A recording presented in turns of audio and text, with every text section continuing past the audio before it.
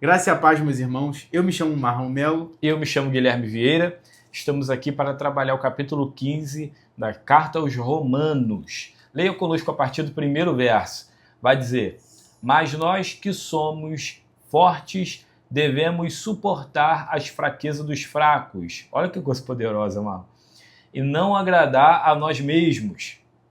Portanto, cada um de nós agrade ao seu próximo no que é bom para edificação. Porque também Cristo não agradou a si mesmo, mas, como está escrito, sobre mim caíram as injúrias do que te injuriavam. Que palavra poderosa. Verso 1. Nós que somos fortes devemos suportar as fraquezas dos fracos e não agradar a nós mesmos. Cristo, ele foi um homem que veio à Terra não para fazer a sua própria vontade. Alguns textos dos evangelhos falam que Cristo ele veio para a Terra fazer a vontade do Pai. Ele diz: eu vim cumprir a vontade do meu Pai. Então isso deixa muito claro o que Paulo está escrevendo nesses primeiros versos, Marlon, e usando Cristo como exemplo, é dizendo exatamente isso. Nós somos fortes.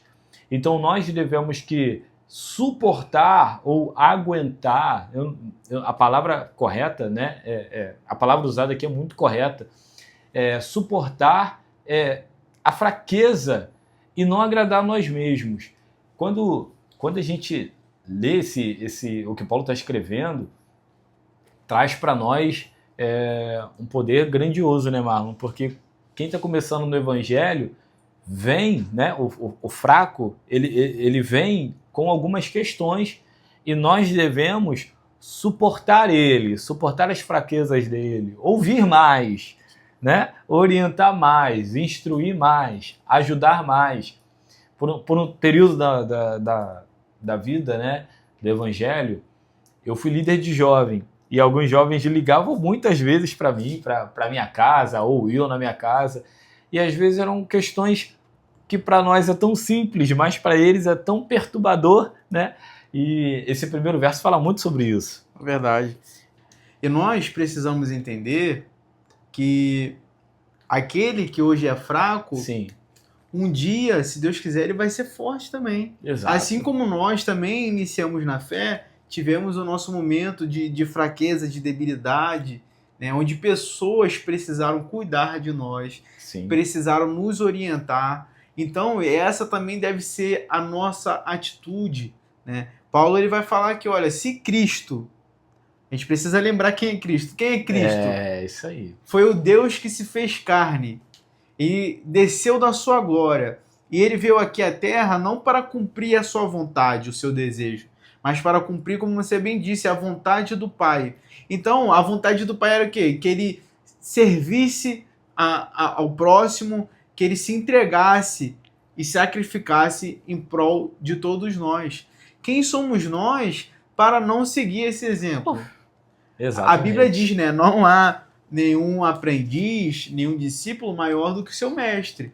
Então, se Jesus ele foi lá e lavou os pés dos discípulos, quem somos nós para não servir?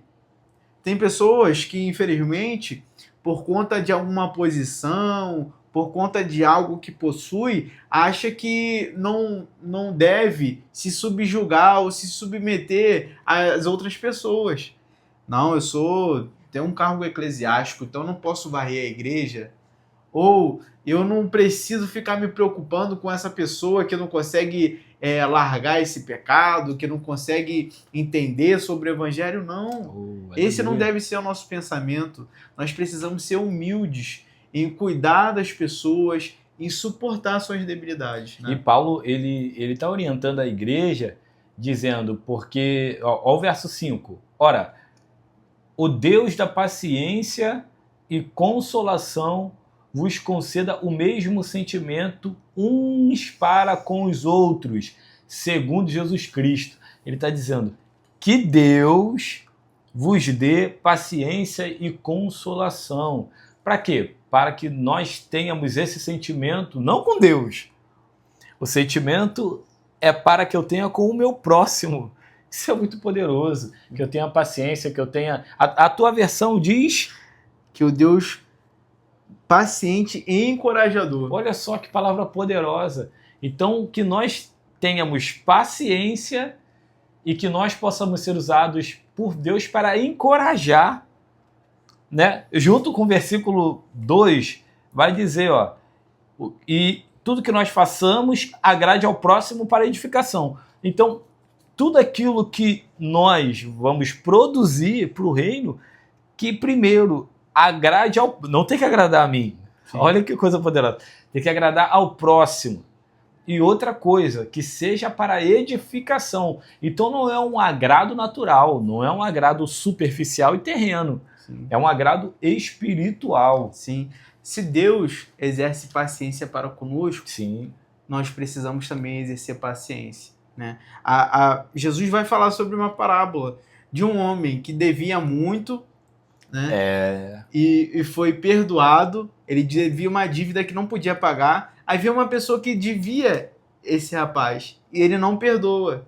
Às vezes nós fazemos isso, né? Fomos perdoados por Deus por uma dívida que nós não temos condições de pagar. Não... Aí quando vem um irmão que às vezes errou conosco, a gente não tem a capacidade de perdoar. Então Deus está nos convidando, assim como a gente recebe de Deus, que a gente possa também reproduzir no nosso próximo, sendo paciente e também encorajando essa pessoa a ser alguém melhor, a ser alguém mais parecido com Jesus. O verso 7 vai dizer, portanto, recebei-vos uns aos outros, ou ajudai uns aos outros, como também Cristo nos recebeu para a glória de Deus, ou nos resgatou para a glória de Deus. Isso é poderoso demais, porque o Evangelho é isso aqui que nós acabamos de ler. Nós precisamos ser a figura terrena de Cristo na Terra, Marlon.